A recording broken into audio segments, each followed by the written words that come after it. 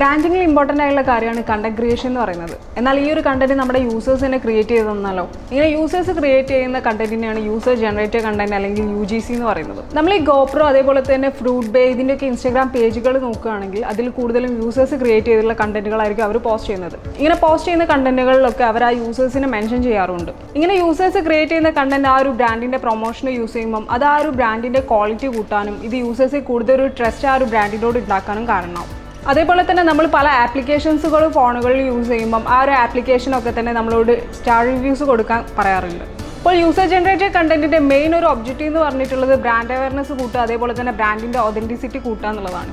ഇവിടെ ബ്രാൻഡിന്റെ പെർസ്പെക്റ്റീവിൽ നിന്ന് മാറി യൂസേഴ്സിന്റെ പെർസ്പെക്റ്റീവിലാവുമ്പം അത് ആൾക്കാരിൽ കൂടുതൽ വിശ്വാസം ഉണ്ടാക്കും എന്നുള്ളതാണ്. ഈ ഒരു യൂസർ ജനറേറ്റഡ് കണ്ടന്റ് പറയുന്നത് പെയ്ഡ് പ്രൊമോഷൻ അല്ലെങ്കിൽ പോലും കൂടുതൽ ബ്രാൻഡുകളും ഇൻഫ്ലുവൻസേഴ്സിനെ വെച്ചിട്ട് ഇത്തരം കണ്ടന്റുകൾ ക്രിയേറ്റ് ചെയ്യാറുണ്ട്. ഇങ്ങനെ ഇൻഫ്ലുവൻസേഴ്സിനെ വെച്ച് ക്രിയേറ്റ് ചെയ്യുന്ന കണ്ടന്റിലൂടെ കൂടുതൽ ആ ഒരു ബ്രാൻഡിന് എക്സ്പ്ലോഷർ കിട്ടുന്നു എന്നുള്ളതാണ്.